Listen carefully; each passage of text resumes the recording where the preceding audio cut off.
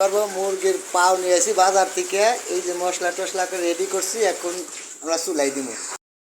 তার ভিতরে এই মশলাগুলো এখন করার ভিতরে দিয়ে দিব।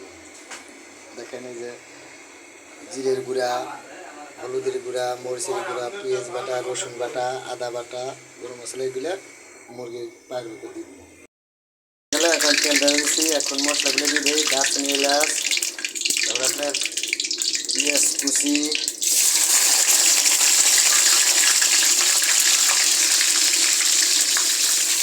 কাঁচা দিলাম মরিচ,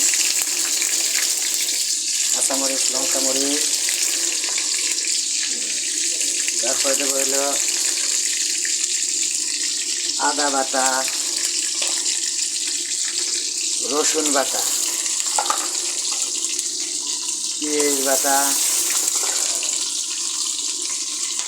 হলুদের গুঁড়া, শুকনো মরিচের গুঁড়া, জিরের গুঁড়া, গরম মশলার গুঁড়া, স্বাদ মতো লবণ।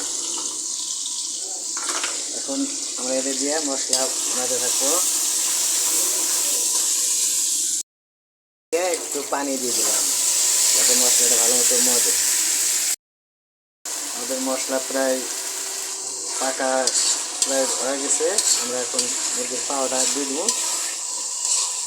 একটু পাকাই নেই।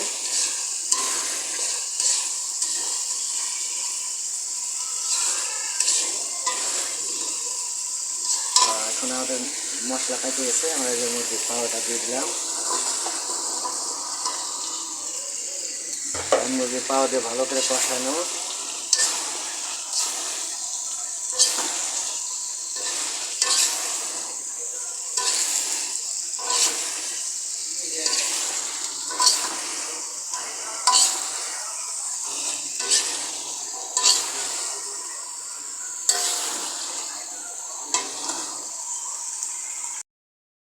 পাও কষানো হয়েছে, মাংস কষানো হয়ে গেছে। আমরা এখন পানি দিয়ে দেবো। পানি দিয়ে 20 মিনিট ঢেকে রাখবো। পানি দিয়ে দিলাম, এখন আমরা 20 মিনিট ঢেকে রাখবো। ঢেকে দিয়েছিলাম, 20 মিনিট পরে খুলে দিলাম। খুলে দেখি প্রায় হয়ে গেছে, আর 10 মিনিট লাগবে। 10 মিনিটের জন্য আমরা আবার ঢেকে দেবো। 10 মিনিট আবার ঢেকে দেবো। মিনিট হয়ে গেছে, এখন খুলে দেখি আমাদের মাংস রান্না হয়ে গেছে। আমরা এখন নামিয়ে ফেলবো, সবাই মিলে একসাথে খাবো। এখন রান্নাবাড়ি শেষ। সবাই যে দেখেন আমরা সবাই একসাথে বসে রান্না করে সবাই খাবো। সবাই খাইতে বসে সবারই প্লেট উঠে দিচ্ছে।